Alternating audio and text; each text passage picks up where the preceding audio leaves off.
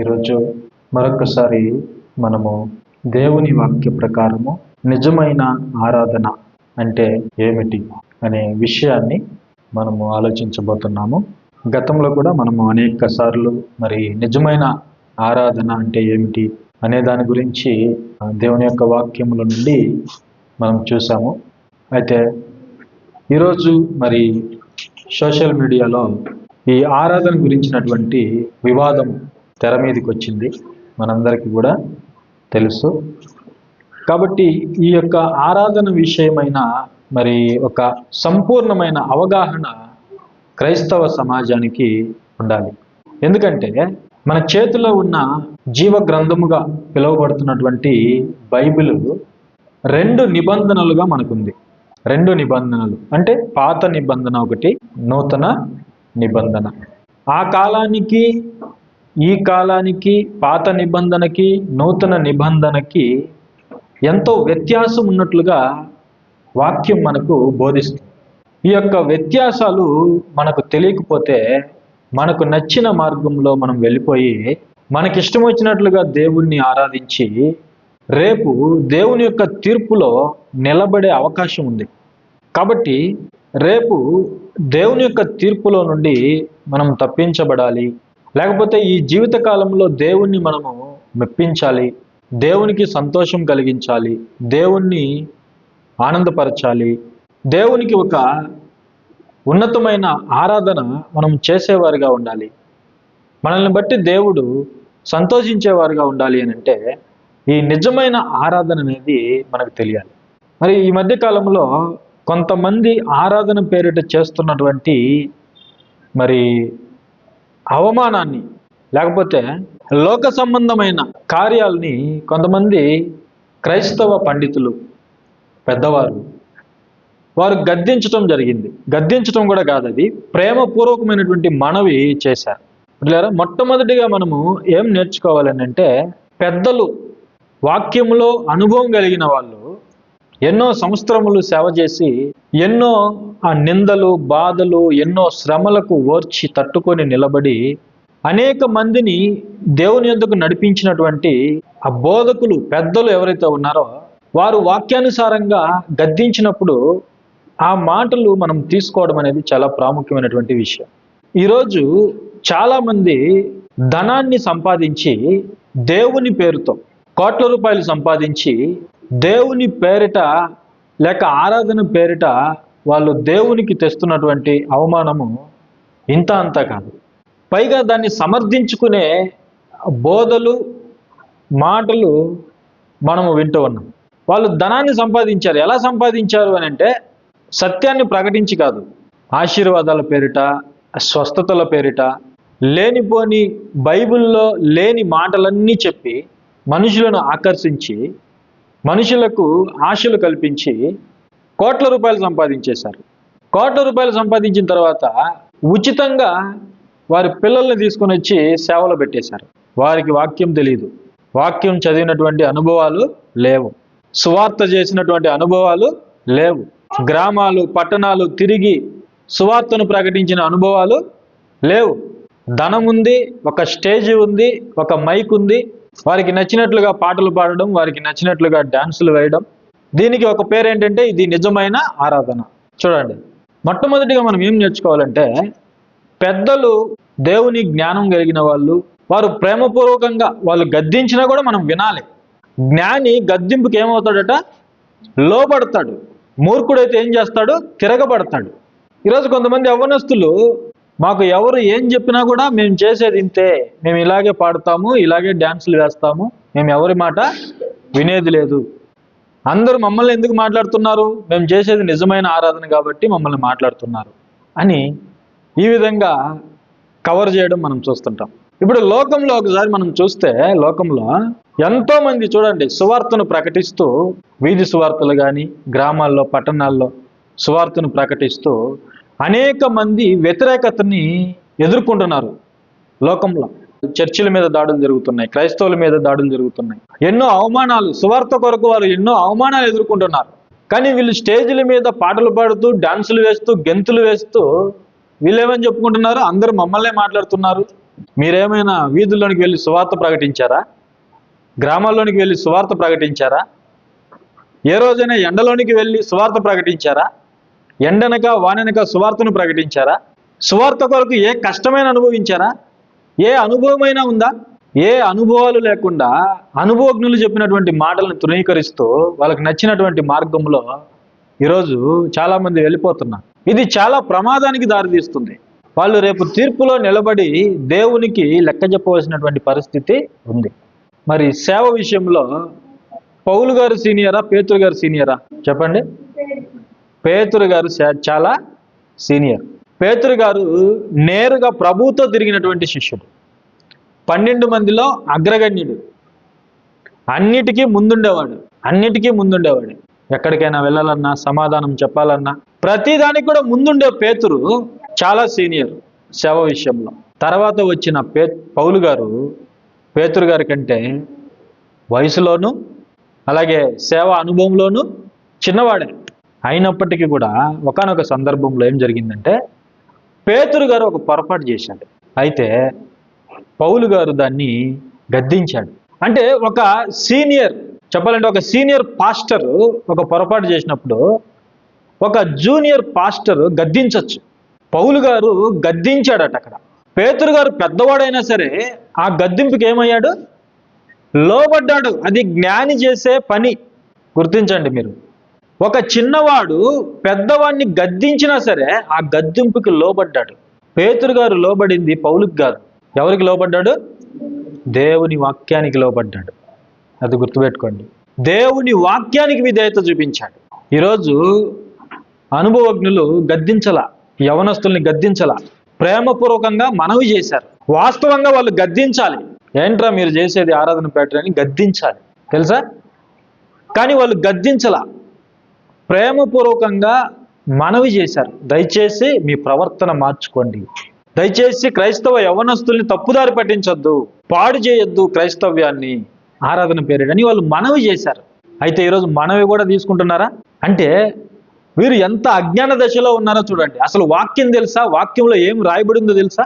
LB stadium నింపడము అది సామాన్యమైన విషయం కాదు అని మాట్లాడుతున్నారు. అంటే ఆరాధన పేరిట ఒక స్టేడియం నిండిపోతే అది నిజమైన ఆరాధన అవుతుందా? అలాగైతే సినిమా పాటలకు కూడా స్టేజీలు నిండిపోతాయి.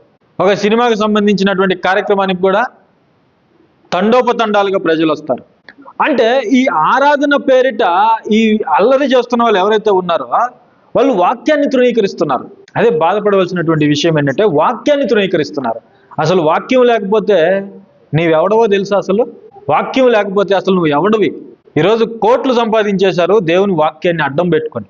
కానీ ఈరోజు వాక్యాన్ని తృణీకరించి ఆరాధన కంటే వాక్యం చాలా చిన్నదిగా చేస్తూ వాళ్ళు మాట్లాడుతున్నారు. అంటే వాళ్ళు చేస్తున్న ఆరాధన లోక సంబంధమైన ఆరాధన, ఆ పిచ్చి ఆరాధన ఏదైతే ఉందో దానికంటే దేవుని యొక్క జీవము కలిగిన వాక్యాన్ని చిన్నదిగా చేసి మాట్లాడుతున్నారు. యేసుప్రభుల వారు కూడా శాస్త్రుల పరిశీలనతో ఒక మాట చెప్పాడు. మీ పితరుల పారంపర్యాచారములను గైకొనుటకు దేవుని వాక్యమును బొత్తిగా నిరాకరించుదురు, నిరర్ధకము చేయుదురు అని చెప్పారు. అంటే వాక్యాన్ని పక్కన పెట్టేస్తారు. వాళ్ళు బ్రతకాలంటే, వాళ్ళు ఆధిపత్యం చేయాలంటే ఆ ధర్మశాస్త్రమే వాళ్ళకి గతి. ఒకవైపు ధర్మశాస్త్రం బోధిస్తున్నారు, ఆ ధర్మశాస్త్రం వలన వాళ్ళు ధనాన్ని సంపాదించి అధికారులుగా మారిపోయి ప్రజల్ని వాళ్ళ చేతుల్లో పెట్టుకొని ఒకవైపు దేవుని వాక్యం పాటించకుండా చేసి వాళ్ళ ఆచారాలను ప్రవేశపెట్టి ఆ ఆచారాల్ని ప్రజల మీద రుద్దేశారు. ఈరోజు వాక్యాన్ని తీసేసి వాళ్ళ పిచ్చి ఆరాధనని సమాజంలోనికి, సంఘంలోనికి ప్రవేశపెట్టి ఇదే నిజమైన ఆరాధన. ఎంత అజ్ఞాన దశలో క్రైస్తవులు ఉన్నారో. అక్కడికి వస్తున్న వేల మంది ఎలా ఎగురుతున్నారంటే సినిమాల కంటే దారుణం, సినిమా పాటల కంటే దారుణంగా ఈరోజు క్రైస్తవ్యంలో ఆరాధన అనేది మనకు కనిపిస్తుంది. కాబట్టి ఈ విషయం మీద మనము జాగ్రత్తగా ఉండాలి. యూదా పత్రికలో యూదా గారు సీరియస్గా ఒక మాట చెప్పారు. ఏమని తెలుసా? శరీర సంబంధమైన అపవిత్ర ప్రవర్తనని మనము ఏమాత్రము ఒప్పుకోకూడదట. ఏమాత్రం అలాంటివి సహించేదే లేదు. స్టేజీల మీద పిచ్చి పిచ్చి వేషాలు వేస్తే సహించేదే లేదు. వినేవాడు వింటాడు, విననివాడు రేపు తీర్పులో నిలబడతాడు. గమనించండి, వినేవాడు వింటాడు, మారుతాడు, జీవితాన్ని సరి చేసుకుంటాడు. యవనస్తులంటే ఎగరాలా? యవనస్తులైతే ఎగరాలా? యవనస్తులైతే చినిగిపోయిన బట్టలు వేసుకోవాలా? మోకాళ్ళ దగ్గర చినిగిపోయిన ప్యాంట్లు వేసుకొని చర్చిలకు రావాలా యవనస్తులైతే? చెప్పండి. విపరీతంగా లిప్స్టిక్లు, విపరీతంగా మేకప్లు చేసుకొని రావాలా సంఘాలకి యవనస్తులైతే? దేవుని వాక్యం అదే బోధిస్తుందా? యవనస్తులు ఎలా ఉండాలి చెప్పండి? యవనస్తులు లోకానికి మాదిరిగా ఉండాలి, ప్రవర్తనలు లోకానికి మాదిరిగా ఉండాలి. యవనస్తులు సరిగా ఉంటే సంఘము, సమాజం ఎంతో గొప్పగా వర్ధిల్లుతుంది. కాబట్టి దేవుని యొక్క వాక్యం విషయంలో మనము అజాగ్రత్తగా ఉండకూడదు. రేపు దేవుని యొక్క తీర్పులో మనము నిలబడాల్సి ఉంటుంది. అసలు ఆరాధన అంటే ఏంటో మనము చూద్దాం. ముందుగా స్వయంగా మన ప్రభు పలికినటువంటి మాట చూద్దాం. యోహాను సువార్త 4వ అధ్యాయము 23-24 వచనాలు మనం చూస్తే, యేసుక్రీస్తు ప్రభుల వారు సమరయ స్త్రీతో మాట్లాడుతున్నటువంటి సందర్భంలో, అయితే యథార్థముగా ఆరాధించేవారు ఆత్మతోనూ సత్యముతోనూ తండ్రిని ఆరాధించు కాలము వచ్చుచున్నది, అది ఇప్పుడును వచ్చే ఉన్నది. తన్ను ఆరాధించేవారు అట్టివారే కావాలనని తండ్రి కోరుచున్నాడు. పరలోకంలో ఉన్న తండ్రి ఆరాధన కోరుచున్నాడు. ఆయనకి ఆరాధన అంటే ఇష్టం లేదని చెప్పడం లేదు. ఆయనకి ఆరాధన అంటే ఇష్టం. ఆయనకి ఏమి ఇష్టం? ఆరాధన అంటే దేవునికి ఇష్టం. అయితే ఆయన కోరుకున్న పద్ధతిలో మనము ఆయన్ని ఆరాధించాలి. కోట్ల కొలది దేవదూతలు ఉన్నాయి పరలోకంలో. దేవుని మాట వలన సృజించబడిన శక్తివంతమైన ఆత్మజీవులు. ఆ ఆత్మజీవులు దేవుడు పరిశుద్ధుడు, పరిశుద్ధుడు, పరిశుద్ధుడని గాన ప్రతిగానాలు చేస్తూ మన తండ్రిని ఆరాధిస్తున్నారు. ఆరాధిస్తున్నారా లేదా? ఆరాధిస్తున్నారు. అంటే దేవునికి ఆరాధన అంటే ఇష్టం. ఆయన గురించి పాడడం అంటే ఇష్టం. ఆయన గురించి పొగడడం అంటే ఆయనకి ఇష్టం. ఆయన గురించి కీర్తించడం అంటే దేవునికి ఇష్టం. ఆయన ఆరాధన కోరుచున్నాడు. తండ్రికి ఆరాధన అంటే ఇష్టం. అయితే ఎలాంటి ఆరాధన? అదే మనం తెలుసుకోవాల్సినటువంటి ప్రాముఖ్యమైన సంగతి. ఎలాంటి ఆరాధన? యేసు ప్రభువు వారు ఏం చెప్పారు? యథార్థముగా ఆరాధించేవారు ఆత్మతోనూ సత్యముతోనూ తండ్రిని ఆరాధించాలి. అట్టివారే కావాలట తండ్రికి. ఆత్మతో సత్యముతో ఆరాధించకపోతే అలాంటి వాళ్ళు దేవునికి అవసరం లేదు. అలాంటి ఆరాధన తండ్రి కోరుకోవడం లేదు. దేవుడు ఆత్మ గనుక ఆయనను ఆరాధించేవారు. చూడండి, దేవుడు ఆత్మ అని చెప్తున్నాడు అంటే ఆయన శరీరి కాదు. ఇక్కడ మనకు అర్థమైపోవాలి, దేవుడు శరీరధారి కాదు. ప్రభు కొంతకాలము శరీరధారిగా ఈ లోకానికి వచ్చినా ఆయన దేవుడై ఉన్నాడు. దేవుడు మనిషి అంటే మనిషి కాదు. ఆయన శరీర అంటే శరీరి కాదు. దేవుడు ఆత్మ. ఆయన ఒక ప్రత్యేకమైన వాడు. కాబట్టి ఆయన్ని ఆరాధించే విధానం కూడా శరీర సంబంధమైనది కాదు. మనం శరీరాలతో ఉన్నా కూడా శరీర సంబంధమైన పోకడలతో ఆయన్ని మనం ఆరాధన చేయకూడదు. అందుకే అక్కడ చెప్తున్నాడు, దేవుడు ఆత్మ. ఆయన ఒకవేళ మనలాంటి మనిషి అయితే శరీరానుసారంగా ఆయన్ని మనం ఆరాధించవచ్చు. అవునా కదా? మనం శరీరముతో దేవుణ్ణి ఆరాధించడానికి ఆయన శరీరధారి కాదు. ఆయన ఎవరట? దేవుడు ఆత్మ. దేవుడు ఆత్మ. ఈ లోకానికి సంబంధించిన వాడు కాదు. ఈ లోకానికి బయట ఉన్నవాడు దేవుడు. ఆయన ఆత్మ. కాబట్టి ఆయన్ని ఎవరైతే ఆరాధించాలని అనుకుంటున్నారో ఆత్మతోనూ సత్యముతోనూ ఆరాధించాలి. ఇక్కడ ఒక స్థలానికి చోటు లేదు. మొట్టమొదటిగా మనం తెలుసుకోవాల్సింది ఏంటంటే, ఆరాధన ఆత్మతో సత్యముతో తండ్రిని మనము ఆరాధించాలి. అంటే మన హృదయం అంతటితో, వాక్యముతో, నిజాయితీగా దేవుణ్ణి మనము ఆరాధించాలి. ఆత్మతోనూ సత్యముతోనూ ఆరాధించాలి. ఇక్కడ సమరయ స్త్రీ దృష్టిలో ఉన్నది ఏంటంటే, ఒక స్థలానికి ఆమె దృష్టిలో ప్రాముఖ్యత ఉన్నది. మా పితరులు ఆ కొండపైన ఆరాధించారు, మీరు చెప్తారు యెరూషలేములో ఉన్న దేవాలయంలో ఆరాధించాలి అని ఆమె చెప్తుంది. అంటే ఆమె దృష్టిలో ఆరాధన అనగానే ఒక స్థలానికి ప్రాముఖ్యం. మన వాళ్ళు మాట్లాడుతున్నారు కదా, ఎల్బీ స్టేడియం నిండిపోద్దని.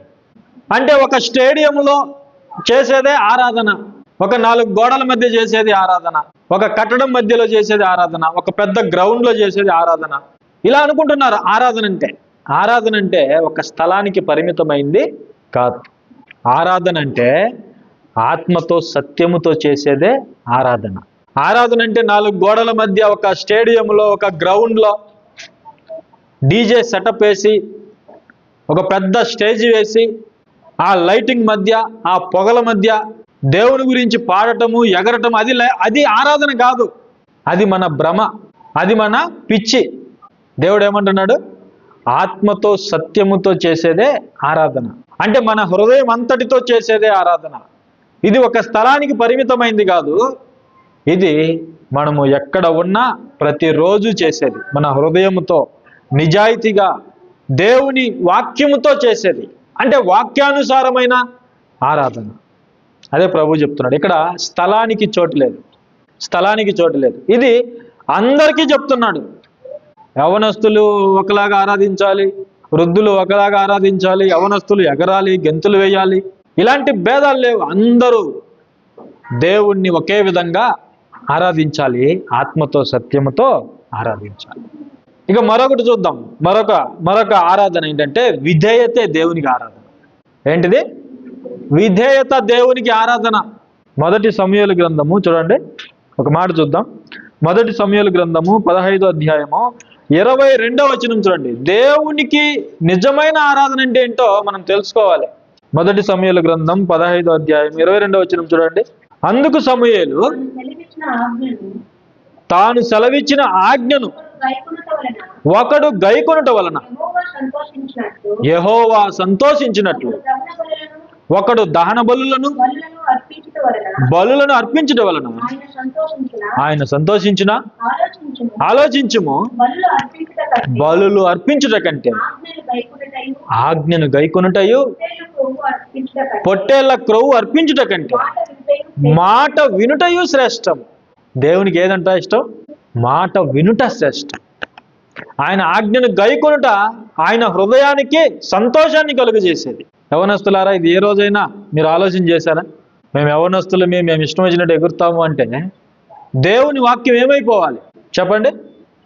దేవుని వాక్యం ఏమైపోవాలి? దేవుడు ఏం చెబుతున్నాడు అసలు మనకి? విధేయత మన జీవితంలో ఆశీర్వాదానికి మూలము విధేయత. యవనస్తులు ఏం నేర్చుకోవాలి? విధేయత నేర్చుకోవాలి. ఎవరికి విధేయత? వాక్యానికి విధేయత, దేవుని మాటకు విధేయత. మీ పాటలు దేవునికి అవసరం లేదు, పాడొద్దని చెప్పడం లేదు. మరలా ఇక్కడ దేవుని కాన్సెప్ట్ ఏంటో తెలుసా?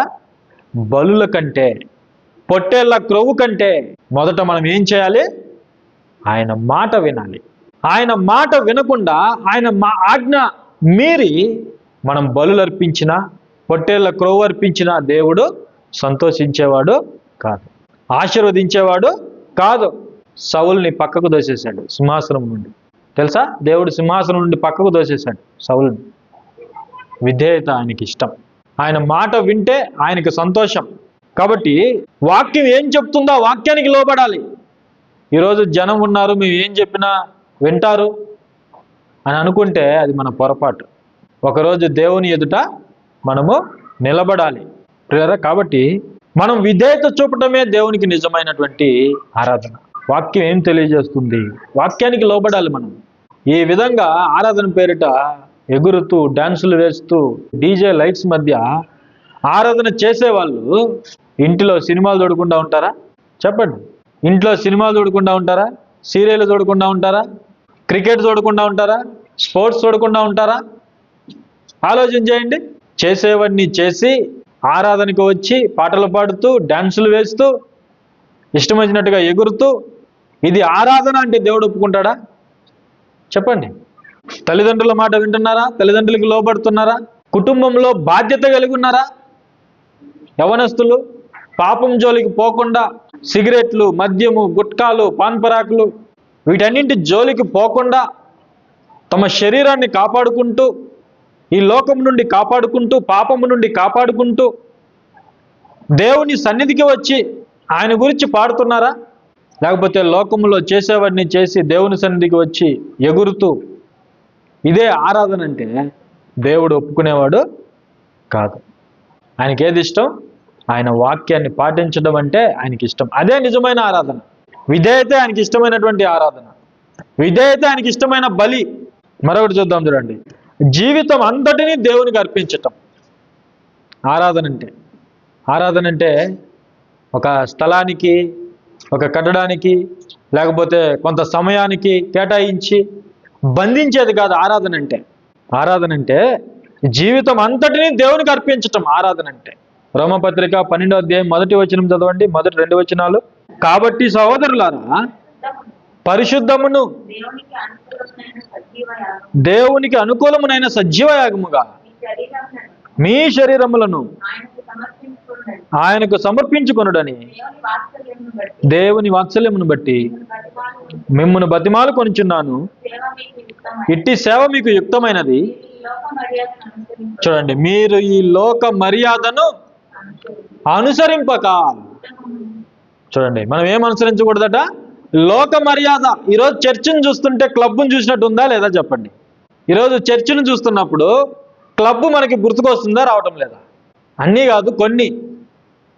ఈరోజు వివాదంలో ఏవైతే ఉన్నాయో ఆ సంఘాలను మీరు పరిశీలన చేస్తే ఒక క్లబ్ మనకు గుర్తొస్తుంది. అది లోక మర్యాద. ఆ లోక మర్యాదను తీసుకుని వచ్చి ఎక్కడ చేశారు? సంఘంలో పెట్టేశారు. ఆ లైట్స్ ఎందుకు చెప్పండి? దేవుణ్ణి ఆరాధించే స్థలంలో ఆ డీజే లైట్స్ ఎందుకు చెప్పండి? ఆ పొగలు రావడం ఏంటి చెప్పండి? దేవుణ్ణి ఆరాధించేటప్పుడు స్టేజ్ దగ్గర ఆలోచించండి ఒకసారి. ఇది గతంలో మనం ఎక్కడో చూసింది.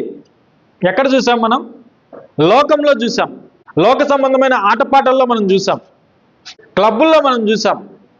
అదే కల్చర్ని ఇప్పుడు ఎక్కడ తీసుకుని వచ్చారు? సంఘంలోనికి తీసుకుని వచ్చి ఇదే ఆరాధన, ఇదే దేవునికి ఇష్టమైనదని వాక్యం తెలియని వాళ్ళని, అమాయకుల్ని భ్రమపరిచి సొమ్ము చేసుకుంటున్నారు, క్యాష్ చేసుకుంటున్నారు. చూడండి, దేవుడు మనకి ఇక్కడ స్పష్టంగా ఏమని చెప్తున్నాడు? లోక మర్యాద. దావీదు నాట్యం చేయలేదా అంటారు. దావీదు నాట్యం చేయలేదా? దావీదు ఎన్నిసార్లు చేశాడు నాట్యం? ఎప్పుడు చేశాడు? ఎలా చేశాడు? ఆయన నూతన నిబంధనలో ఉన్నవాడా? పౌలు గారి కాలంలో ఉన్నవాడా? పేతురు గారి కాలంలో ఉన్నవాడా? అపోస్తుల కాలానికి చెందినవాడా? చెప్పండి. ఆయన ధర్మశాస్త్ర కాలంలో ఉన్నవాడు, ధర్మశాస్త్రానికి కింద ఉన్నవాడు. మీరు ఒకవేళ దావీదు నాట్యం చేయలేదని మేము నాట్యం చేస్తామనంటే మీరందరూ కూడా పాత నిబంధనకి చెందిన వాళ్ళు, ధర్మశాస్త్రానికి చెందిన వాళ్ళు. మరి అవన్నీ మీరు చేస్తారా? ధర్మశాస్త్రం క్రింద ఉండేవన్నీ మీరు చేస్తారా? బలులు ఇస్తారా? ఇప్పుడు చెప్పండి, బలులు ఇస్తారా? ధర్మశాస్త్రం క్రింద ఉన్న వారి పరిస్థితి మనం ఆలోచన చేస్తే తేడా జరిగితే, గత వారం చూసాం కదా, ఉజ్జా మందసాన్ని ఏం చేశాడు? పట్టుకున్నాడు అంతే. పట్టుకోకూడదు మందసాన్ని. దేవుడు అక్కడే మొత్తాడు. దేవుని కోపము రగిలింది. అహరోను కుమారులు దేవుని సన్నిధిలో వేరొక అగ్ని వేస్తే దేవుడు అక్కడికక్కడే వాళ్ళని చంపేశాడు. తేడా జరిగితే చంపేస్తాడు పాత నిబంధనలో దేవుడు మనల్ని చూస్తూ ఊరుకున్నాడు కాబట్టి మనం రెచ్చిపోతున్నాం. దేవుడు తన కృపను చూపిస్తున్నాడు కాబట్టి మనం రెచ్చిపోతున్నాం. అవునా కదా? పాత నిబంధనలో ఉన్న సందర్భాలు, ధర్మశాస్త్రము క్రింద ఉన్నటువంటి సందర్భాలు ఒకటో రెండో తీసుకొని వాటిని చూపించి నాకు నచ్చినట్లుగా నేను డ్యాన్స్ వేస్తానంటే, అపోస్తులు దావీదుని మాదిరిగా తీసుకొని ఎక్కడైనా డ్యాన్స్ వేశారా? చెప్పండి. అపోస్తులు పౌలు గారు కానీ పేతురు గారు కానీ ఎక్కడైనా ఈ విధంగా స్టేజీలు ఏర్పాటు చేసి సువార్తకు వెళ్ళిన దగ్గర సమాజ మందిరాల్లో డ్యాన్సులు వేసినట్లుగా మనకి కనిపిస్తుందా? చెప్పండి. మనము ఎవరి బోధలో ఉండాలి? అపోస్తుల బోధలోను సహవాసములోను మనము ఉండాలి. వాళ్ళ మాదిరి మనం తీసుకోవాలి. పాత నిబంధనలో దావీదు గారు దేవుని హృదయానుసారుడు, దేవుణ్ణి మెప్పించాడు. అది మనలాగా ఇప్పుడు వీళ్ళు వేస్తున్నటువంటి డ్యాన్స్ కాదు. అది ఆయన ఆత్మ వశుడై చేసినటువంటి డ్యాన్స్, ఆత్మలో పరవశుడై చేసినటువంటి నాట్యం అది. కానీ ఈరోజు మ్యూజిక్ ఎక్కువైపోయి ఎగురుతున్నారు. పరవశులు అయ్యారా వీళ్ళు? ఆత్మతో నింపబడ్డారా వీళ్ళు? చెప్పండి. ఆత్మతో నింపబడి పైన స్టేజ్ మీద ఎగురుతున్నాడా? కింద ఉన్న వాళ్ళందరూ ఎగురుతున్నారా? లేకపోతే ఆ బీట్ ఎక్కువైపోయి ఎగురుతున్నారా? బీట్ ఎక్కువైపోయింది ఇక్కడ. లోక సంబంధమైన బీట్ ఎక్కువైపోయి ఇష్టం వచ్చినట్టుగా ఎగురుతున్నారు. కాబట్టి మనం చాలా జాగ్రత్తగా ఆలోచించాలి. లోక మర్యాద తీసుకొని రాకూడదు. మనం ఒక చోట చేసేది ఆరాధన కాదు. ప్రతి చోట మనము దేవునికి అనుకూలంగా బ్రతకడము ఆరాధన. మనం ఏ స్థలంలో ఉన్నా సరే, ఉద్యోగంలో ఉన్నా, ఇంట్లో ఉన్నా, బయట ఉన్నా, దానియేలు రాజభవనంలో ఉన్నా ప్రార్థన చేయకూడదని ఆజ్ఞ జారీ అయినా ప్రార్థన మానలేదు. మన చుట్టూ నలుగురు అధికారులు ఉంటే చాలు, పని వాళ్ళు ఉంటే చాలు, మనము తినేటప్పుడు ప్రార్థన కూడా చేసుకోం. వాళ్ళు ఏమనుకుంటారో వీళ్ళు ఏమనుకుంటారు. అలాంటిది ఆజ్ఞ బయలుదేరితే ప్రార్థన అంటే ఏంటో నాకు తెలియదు అంటమ్మా. అవునా కదా? ప్రార్థన అంటే ఏంటో నాకు తెలియదు. ఆజ్ఞ ఒకవేళ బయలుదేరితే ఎవరు ప్రార్థన చేయకూడదు, మీరు భోజనం చేసేటప్పుడు క్రైస్తవులు ఎవరు ప్రార్థన చేసుకోకూడదని ఆఫీసులో ఆజ్ఞ జారీ అయింది అనుకోండి, మరుసటి రోజే చెప్తాం నేను క్రైస్తవునే కాదు, నాకు ప్రార్థన అంటే ఏంటో తెలియదు. ఎందుకు? ఉద్యోగం పోద్ది అక్కడ. అలాంటి వాళ్ళం మనం. కానీ దానియేలు ఏం చేశాడట? రాజభవనంలో ఉన్న, ఒక ఉన్నతమైన పదవిలో ఉన్న, ఒక గొప్ప స్థానంలో ఉన్న, ఆ స్థానం మీద ఆశ పెట్టుకోలేదు, కానీ దేవుని వాక్యానికి విధేయత. ఆజ్ఞ జారీ అయినా సరే తన ప్రార్థన మానలేదు. అది ఆరాధన అంటే. ప్రతి చోట మనం దేవుణ్ణి గౌరవించటము, ప్రతి చోట దేవుని వాక్యాన్ని మనం పాటించటము, అది నిజమైన ఆరాధన. అపవాది భ్రమపరుస్తున్నాడు మనల్ని. ఇదే నిజమైన ఆరాధన, లోక సంబంధమైన ఆరాధన చూపించి ఇదే నిజమైన ఆరాధనని భ్రమపరుస్తున్నాడు మనల్ని. అది నిజమైన ఆరాధన కాదు. మరొక మాట మనం చూసుకుందాం చివరిగా. పరిశుద్ధమైన జీవితమే నిజమైన ఆరాధన. ఆమోసు గ్రంథము, దానికి ఆధారంగా ఆమోసు గ్రంథము 5వ అధ్యాయము 21వ వచనం నుండి చూడండి. ఆ మాట చూసి నేను ముగించేస్తాను. ఆమోసు గ్రంథము 5వ అధ్యాయము 21వ వచనం నుండి చూడండి. మీ పండుగ దినములను నేను అసహించుకొనుచున్నాను, వాటిని నీచముగా ఎంచుచున్నాను. మీ వ్రత దినములలో కలుగు వాసనయు నేను ఆగ్రానింపనొల్లను. చూడండి, పండుగలు ఆచారాలు దేవుడు స్వీకరించటం లేదు ఇక్కడ. ఎందుకు స్వీకరించటం లేదు? ఆగ్రానింపనొల్లను. నాకు దహన బలులను నైవేద్యములను మీరు అర్పించినను నేను వాటిని అంగీకరింపను. పాత నిబంధనలో వాళ్ళకి బలులు ఉన్నాయి కదా, ధర్మశాస్త్ర ప్రకారము. నోవాహు బలిచ్చాడు, దేవుడు ఆగ్రహించాడు. అప్పుడు జలప్రలయం తర్వాత నోవాహు బలి అర్పిస్తే దేవుడు దాన్ని ఆగ్రహించాడు, అంగీకరించాడు. పాత నిబంధనలో భక్తులు బలి అర్పించినప్పుడు దేవుడు స్వీకరించిన దేవుడు ఇక్కడ ఏమంటున్నాడు? మీ బలులు నాకు వద్దు, నేను వాటిని అంగీకరించను అంటున్నాడు. ఎందుకు? మీ పాటలు నాకు ఇష్టం లేదు, మీ డ్యాన్సులు నాకు ఇష్టం లేదు, మీరు వేయొద్దు.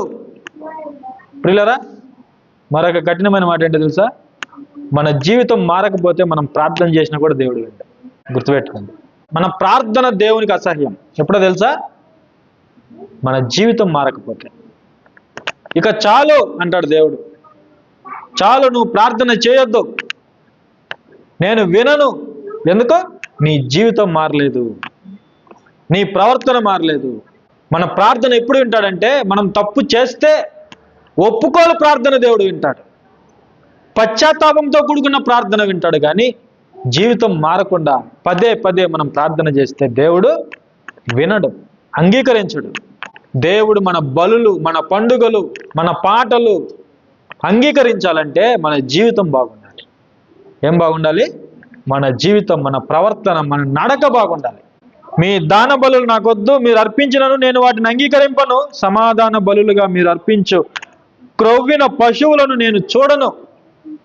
నేను కనీసం చూడను అంటున్నాడు. చూడండి, నేను కనీసం చూడను.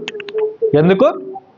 మీ పాటల ధ్వని నా యొద్ద నుండి తొలగనీయుడి, మీ స్వరమండలముల నాదము వినుట నాకు మనస్సు లేదు.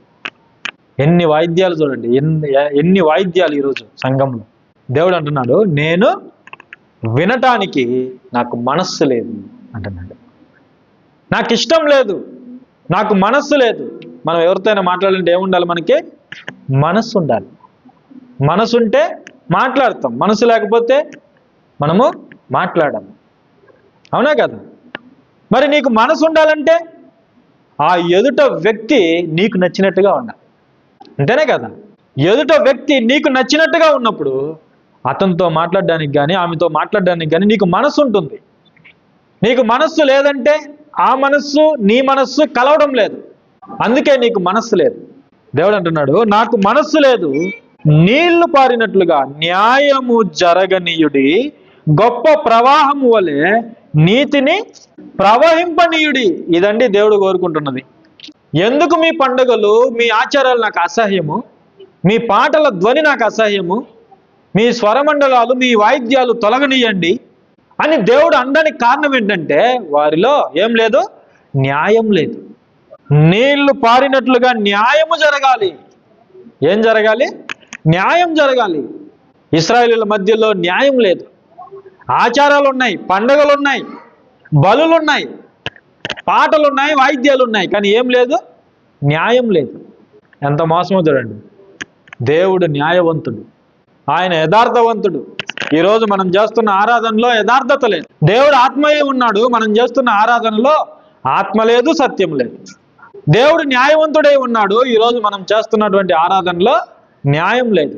న్యాయం అంటే వాక్యం, వాక్యం లేదు. మన ఆరాధనలో వాక్యం లేదు, మన జీవితంలో వాక్యం లేదు.